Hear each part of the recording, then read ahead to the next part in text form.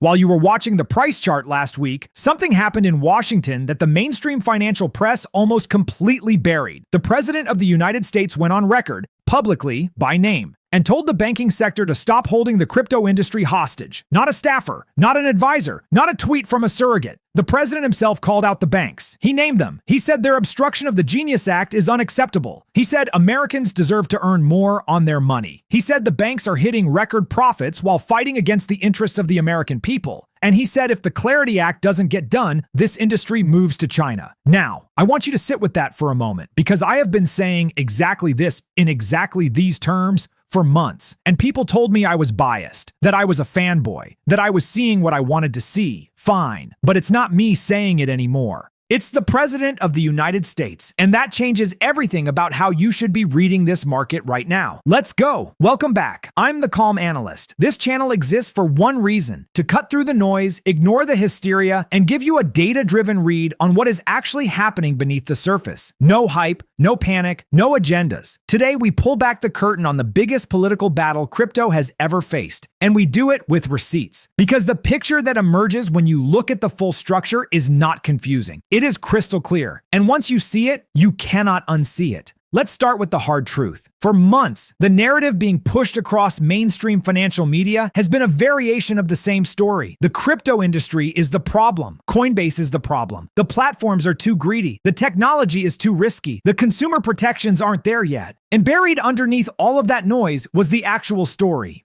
The one that has been running quietly in the background while the cameras pointed the other way. The banks, not the crypto firms, have been the primary force obstructing this legislation, not because of legitimate consumer protection concerns, not because of systemic risk, but because of deposit flight, because of one very simple, very brutal financial reality. When everyday Americans can earn 4% to 5% on their money through a crypto or stablecoin platform, they stop earning 0.01% at JP Morgan. And when deposits move, the profit engine stops. That is the machine that has been running this operation. Now let me show you the architecture of it. Here is a number that I want you to hold on to. In the year 2000, the United States had 8,315 community banks. Today, there are approximately 4,100, half gone, wiped out. In 25 years, and I want you to think carefully about this, has XRP been a dominant mainstream payment product this whole time? No. Have stablecoins been eating bank deposits at scale? Absolutely not. So what has been killing community banks for 25 years? The same institutions now claiming to protect them. JP Morgan, Citibank, Bank of America, Wells Fargo, the too big to fail block, which is just a polished way of saying if they blow up, the government prints money and bails them out. We saw exactly what that looks like in 2008. The big banks got richer, consumers got wiped out, community banks got absorbed or disappeared. That is not a crypto story. That is a Wall Street story. So when the American Bankers Association starts lobbying Congress to kill stablecoin rewards, ask yourself the one question they do not want you to ask. Who are the biggest donors to the politicians voting on this bill? You already know the answer. This is not a conspiracy theory. This is documented. This is how Washington works. And the signal has been hiding in plain sight for anyone who was actually looking. Let's do the math that the crowd ignores, because this is where the argument stops being political and becomes impossible to dispute. Your standard savings account at a major U.S. bank, JP Morgan, Bank of America, Wells Fargo, pays you somewhere between 0.01% and 0.05% APY. That is not a rounding error. That is the business model. If you park $10,000 in a savings account at one of these institutions, they hand you back $1 at the end of the year. $1. Meanwhile, the Federal Reserve is paying these same banks 4% or more on reserves. The spread between what they collect from the Fed and what they pass to you is not a mistake. It is the profit engine. It has been running at your expense for years while your options were limited. Now a new option is emerging. Crypto platforms and stablecoin issuers are positioning to offer 4% to 5% or more in yields. Real yields. Yields that actually reflect what your money is worth in the real economy. And the banks know exactly what happens when that becomes mainstream. Eric Trump laid it out directly. The ABA is spending millions trying to ban or restrict those yields, hiding behind language like stability and fairness. when what they're actually protecting is a low-rate monopoly and preventing the deposit flight that would end their record profit run. This is anti-retail. This is anti-consumer, and the math proves it. Now let's zoom out to the macro picture, because the stablecoin yield story is just one layer of this. Cross-border payments process approximately $150 trillion in annual volume. An estimated $27 trillion sits frozen in Nostro and Vostro accounts at any given moment. Idle capital, doing nothing, existing purely as pre-funded liquidity buffers so banks can settle cross-border transactions through infrastructure built in the 1970s, $27 trillion,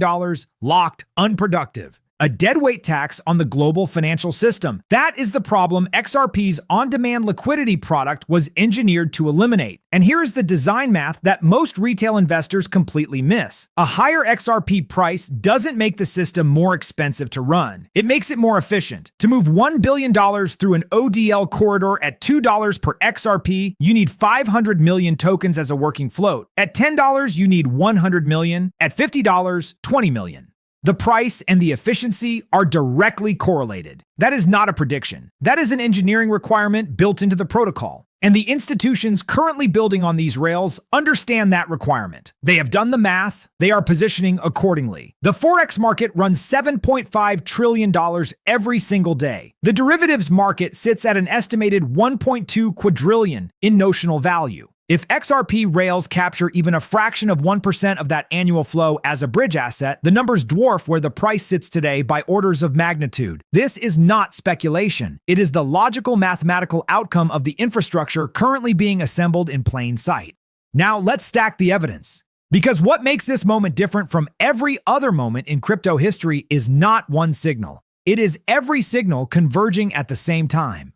Start with the president. On Truth Social, unambiguous language. The Genius Act is being threatened and undermined by the banks, and that is unacceptable. Americans should earn more money on their money. The banks should not hold the Clarity Act hostage. They need to make a deal because that is what is in the best interest of the American people. Think about what it means when a sitting president publicly calls out the banking sector by name for obstructing crypto legislation. That does not happen unless the intelligence is there. That does not happen unless the political calculus has already shifted. The president does not take public positions that he expects to lose. Then add Brad Garlinghouse, CEO of Ripple. He called the president's statement an extremely poignant message to those dragging their feet on Clarity. He said, and I want you to hear this clearly, this has always been about what is in the best interest of the American people. That is not a defensive posture. That is a confident one. Then add Caroline Pham, former CFTC chair, a woman who spent 7 years at Citi and 7 years being regulated by the OCC. She is not a crypto maximalist. She is not a Coinbase defender. She stood on a panel and said the current standoff feels like theater. She laid out a practical, common-sense framework. If it looks like a merchant rewards program, treat it as one. If it looks like a deposit account, apply banking oversight accordingly. Simple, logical. Not a reason to blow up the bill. The pragmatic path has always been there. The people blocking it were never confused about the path. They were blocking it on purpose. And now look at the institutional capital flows. Crypto funds just posted over $1 billion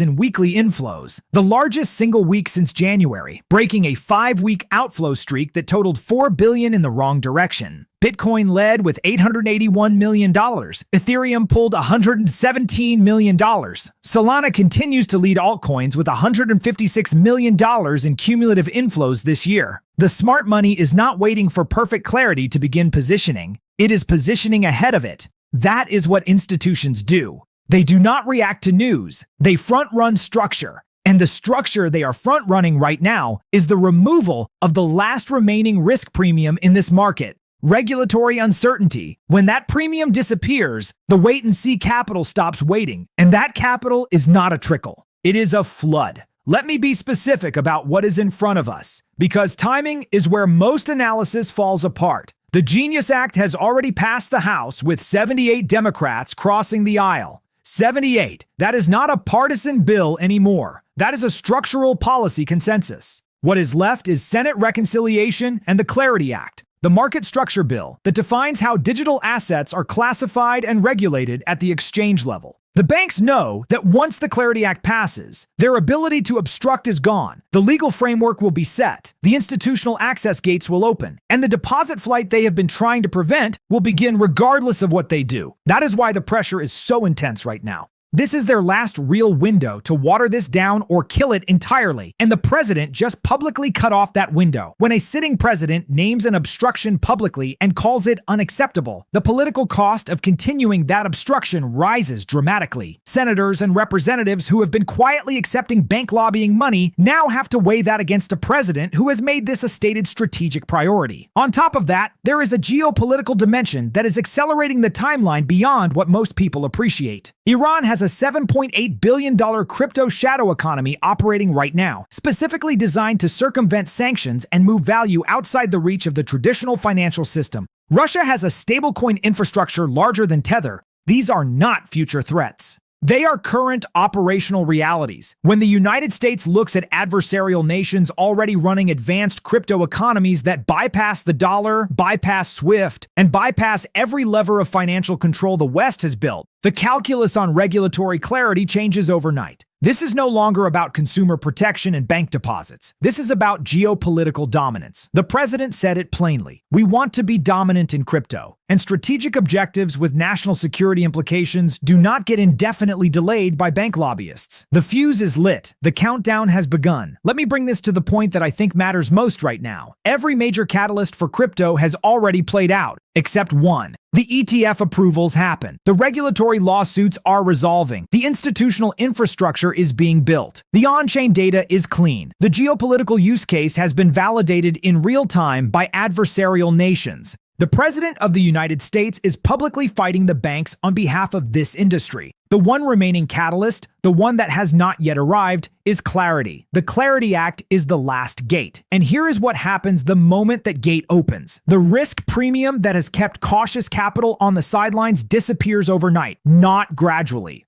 Overnight, the institutions that have been quietly accumulating and positioning shift from accumulation mode to deployment mode. The retail investors who have been waiting for a green light stop waiting, and the price discovers a new reality that was always mathematically implied by the infrastructure. It just hadn't been unlocked yet. Right now, the tokens are still priced at levels where retail participants can build meaningful positions. The regulatory moat has not been filled yet. The window that exists today, where you can position ahead of that final catalyst, is real. But it is not permanent. Once clarity passes, the wait-and-see money becomes all-in money, and it moves fast. Being early feels exactly like being wrong, right up until the moment reality catches up. The signal is clear, but only for those who are actually looking. Now let me be fair, this is a channel built on rational analysis, not cheerleading. Let's put the bear case on the table. The January draft of the Genius Act has real issues. The language around DeFi is vague in ways that create legitimate attack vectors. The debate over stablecoin rewards is not purely manufactured theater. There are genuine legal ambiguities about what constitutes a yield versus a rewards program, and who has jurisdiction over it. These are real concerns. I am not dismissing them. Caroline Pham acknowledged them. Congressman McHenry acknowledged them. They are solvable.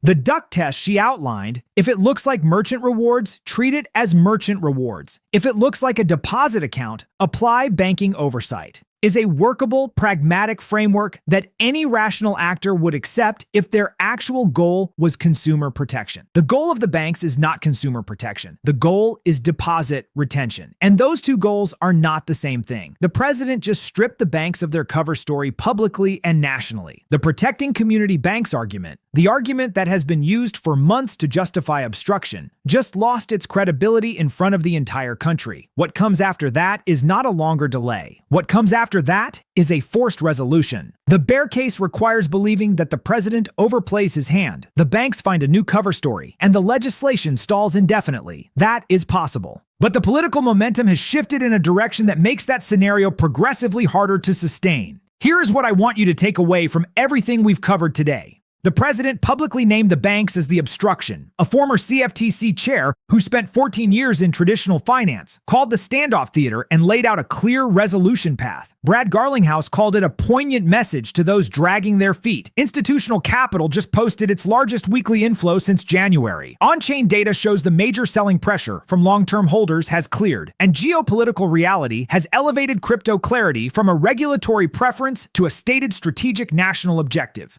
That is not one signal. That is convergence.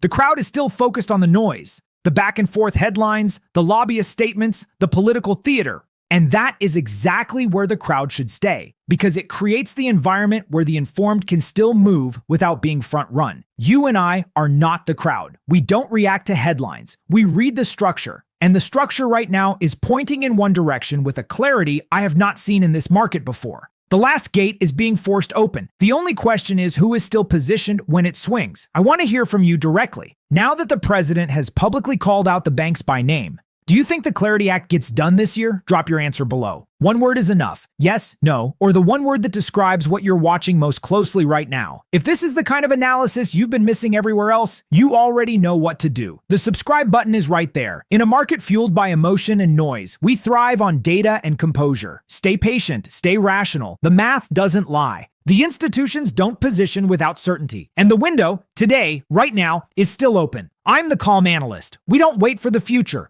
We plan for it.